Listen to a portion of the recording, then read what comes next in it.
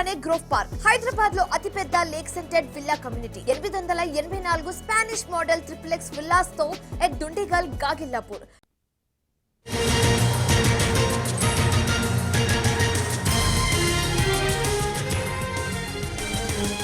తెలుగు రాష్ట్రాల్లో చలి వణుకు పుట్టిస్తోంది. తెలంగాణలో చలిగాళ్ల తీవ్రత పెరుగుతోంది. ఉత్తర తెలంగాణ జిల్లాల్లో కనిష్ట ఉష్ణోగ్రతలు నమోదవుతున్నాయి.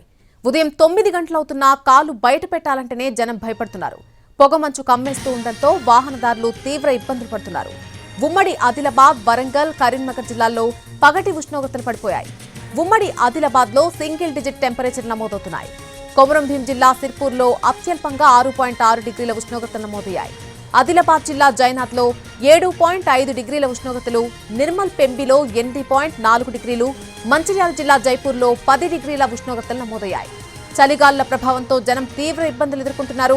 రానున్న రోజుల్లో చలిగాలులు మరింత పెరుగుతాయని చెబుతున్నారు వాతావరణ శాఖ అధికారులు.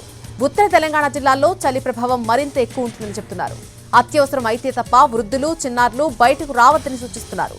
మరోవైపు ఏపీలోనూ టెంపరేచర్లు పడిపోతున్నాయి. ఏజెన్సీ ప్రాంతాల్లో చలి తీవ్రత పెరుగుతోంది.